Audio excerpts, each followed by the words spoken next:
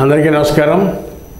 ఆంధ్రప్రదేశ్ రాష్ట్ర రాజకీయాల్లో కూటమి ప్రభుత్వం వచ్చి నేటికి 13 ఏళ్ళు కంప్లీట్ అయిన సందర్భంగా వైసీపీ నాయకుడు పిఎస్సి మీటింగ్లో ఒక ముఖ్యమైన అంశాన్ని పిఎస్సి నాయకులందరి ముందు ప్రవేశపెట్టాడు. ఏంటంటే చంద్రబాబు నాయుడు మొక్క నాటాడు, అది చెట్టు అయింది. రెడ్ బుక్ రాజ్యాంగాన్ని ఆంధ్ర రాష్ట్రం నడుపుతున్నాడు. ఆయన రెడ్ బుక్ రాజ్యాంగం నడిపితే మనం బ్లూ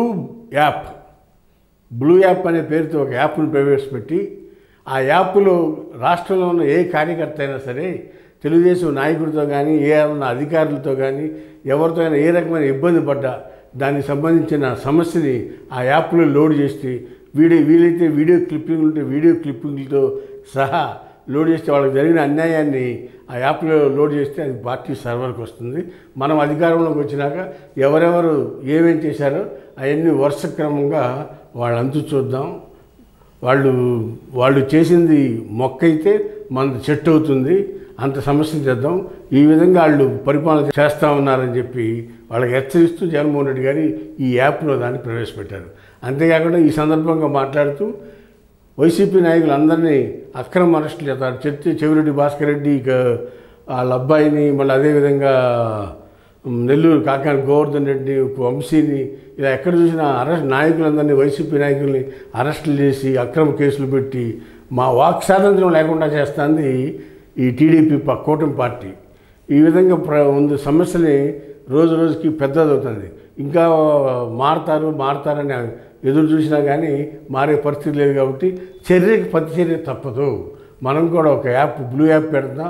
ఆ యాప్లో మీరందరూ కూడా ప్రతి కార్యకర్త వాళ్ళకి ఏ నష్టం జరిగింది, ఎవరి ద్వారా జరిగింది, ఏ నాయకుడి ద్వారా జరిగింది, ఏ పార్టీ ద్వారా జరిగింది అనే వివరాలన్నీ కూడా నోట్ చేసి ఆ యాప్లో అప్లోడ్ చేస్తే దాంట్లో వీడియోలు ఏమన్నా ఉన్నట్టయితే ఆ వీడియోలు కూడా అప్లోడ్ చేస్తే దాని మీద మన ప్రభుత్వం వచ్చిన తర్వాత ప్రతి దానికి కూడా లెక్క పెట్టి మరీ చర్యలు తీసుకుందామని చెప్పి కార్యకర్తలకి, పిఎస్సి నాయకులకి జగన్మోహన్ రెడ్డి భరోసా ఇచ్చినట్టుగా మనకు సమాచారం అందుతూ ఉంది. రాబోయే రోజుల్లో తెలుగుదేశం పార్టీని ధీటుగా ఎదుర్కొంటానికి జగన్మోహన్ రెడ్డి గారు అవసరమైతే ప్రజాక్షేత్రంలోకి వస్తానికి సిద్ధంగా ఉన్నానని కూడా చెప్పడం జరిగింది.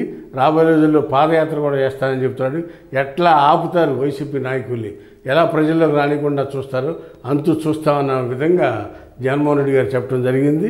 రాబోయే రోజుల్లో వైసీపీ నాయకుడు జగన్మోహన్ రెడ్డి గారు ప్రజాక్షేత్రంలోనే ఉంటాను, మీ అందరికీ అందుబాటులో ఉంటానని ప్రతిరోజు కార్యకర్తలు కలుస్తూ ప్రతిరోజు కూడా ప్రజా సమస్యలు వింటూ వారిని అందరినీ ఉత్సాహపరుస్తూ ధైర్యం చెప్తూ ముందుకెళ్తా ఉన్నాడు జగన్మోహన్ రెడ్డి గారు. ఈ విధంగా రాబోయే రోజులు చూస్తే పార్టీ భవిష్యత్తు చాలా ఆశాజనకంగా కనపడుతుందని కార్యకర్తలకు భరోసా నింపుతుంది. కార్యకర్తలు ఆ విధంగా చర్చించుకుంటూ ఉన్నట్టు మనకు అందుతున్న సమాచారం. హాయ్ ఫ్రెండ్స్, మా ఫ్యూచర్ టుడే ఛానల్ చూస్తున్నందుకు చాలా థ్యాంక్స్. మరిన్ని లేటెస్ట్ వీడియోస్ కోసం వెంటనే సబ్స్క్రైబ్ చేయండి. అలాగే ఈ బెల్ ని కూడా రింగ్ చేసేయండి. మా లేటెస్ట్ వీడియోస్ నోటిఫికేషన్స్ అన్నీ మీ మొబైల్లో వస్తాయి. మా వీడియోస్ మీకు నచ్చితే లైక్ చేయండి, షేర్ చేయండి, నచ్చకపోతే కామెంట్ చేయండి.